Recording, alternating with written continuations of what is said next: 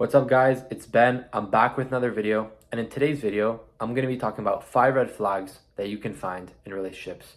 The first red flag I'm going to be talking about today is that the girl never opens up much about herself, right? So if you're in a relationship with a girl and you're talking to her a lot about yourself, you're getting deep with her, you're talking about deep experiences you've had, realizations you've had, maybe even traumas that you've went through throughout your life, the expectation is that she reciprocates that, right? She might not be super open from the get-go, but the goal is that over time, she gets more open with you, she gets more comfortable with you, and she's able to talk about deep experiences that she's had. Remember, a relationship is always a flow and it's always a two-way street. Whatever you're putting in, they also need to be putting in. Otherwise, it's not going to work. When someone puts in more than the other person, that's when those relationships fail, and that's when the relationships don't last for a very long time. So while at the beginning she may be reluctant to share a lot about herself, she may be reluctant to get deep with you, that could simply be because she doesn't know you enough yet and she doesn't feel comfortable enough opening up to you on such a deep level. But over time, she does need to be opening up to you on that level. Otherwise, that may not be something that you want to stick around for long term. Let's say 6 months has gone by and she's still not opening up to you a lot, but you've been hanging out with her a lot, then that's something that you want to find out what the reasoning for is. Right? Maybe she has a lot of trust issues. Maybe there's reasons why she has not been opening up to you. But whatever the reason is, you want to find out. And based on that, you can make an educated decision as to whether or not you want to continue this relationship with her or you want to call it quits. The second red flag I want to talk about today, and this one is pretty common for a lot of people, this is a concern for a lot of people, is that she takes very long to text back. What you have to understand with texting is that people are all on different schedules. Some people are busy. Some people have more time on their hands. And based on your schedule, that's going to determine how much time you have to text someone back and how fast you can text them back. So if you're with a girl and she's super busy, she's working a few jobs, she's not going to have that much time to text you back realistically, right? So you need to keep that in mind. When you're texting her, you might only get an answer a while later, right? It might not be in the next 5 minutes. It might not be in the next 10 minutes, but it might take her longer than that to respond to you. And that's okay, but you need to look at the situation for what it is. Now, if she's not working very hard, if she doesn't have a crazy routine, right? She's not working a bunch of different jobs and she's more sedentary in her lifestyle. Let's say, for example, you're texting her on iMessage and you see that she's constantly active on Instagram. So that's something that should pop into your head as a concern because, okay, so she totally is on her phone, but she's just not choosing to answer you. And that's something that's obviously not very good. That's definitely something you want to find out more about. Remember, all of these red flags are not things that should lead you to conclude right away, okay, this is over, I'm leaving this relationship. You should never look at any relationship like that, but rather they should always be causes for concern. All these red flags should be causes for concern that then lead you to have a conversation with the person about whether or not you want to continue this or you simply want to end it where it's at. With texting, it's very important to know the other person's schedule and understand, some people are good texters, some people are bad texters. Good texters are generally people who respond quickly to messages. They text a lot, right? Whereas there's bad texters, people who take a long time and are very dry. They don't leave a nice big message for you. So if the girl that you're seeing is a bad texter, that could also be something. It might not have anything to do with how she perceives you. It just might not be that she's good at texting.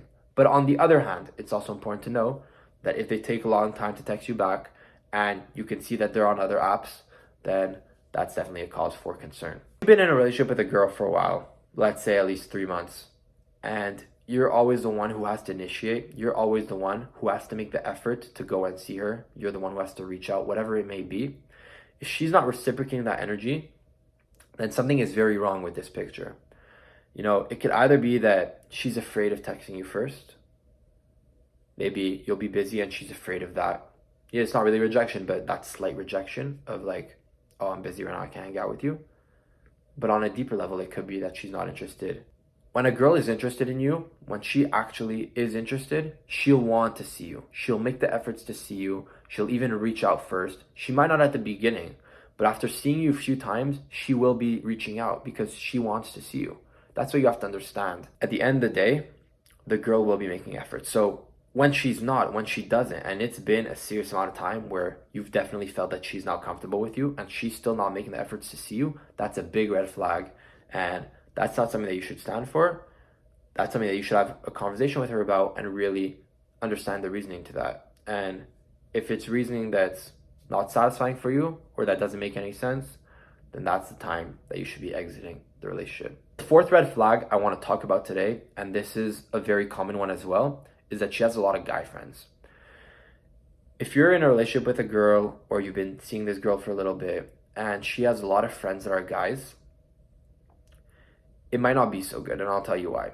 First of all, maybe she likes a lot of sports, so maybe she's an athletic girl, right? And that's totally cool, that's totally fine.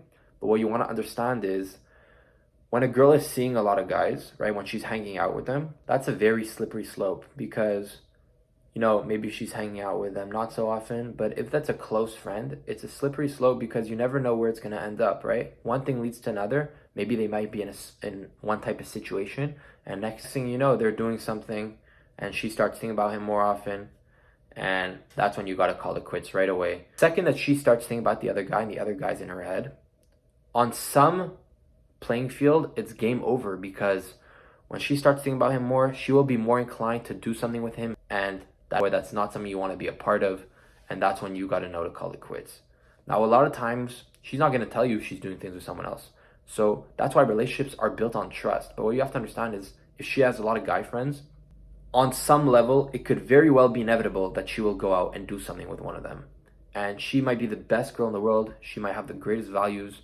But having a lot of guy friends, it just doesn't help when you're trying to build a serious relationship with someone else. So if she does, keep that in mind.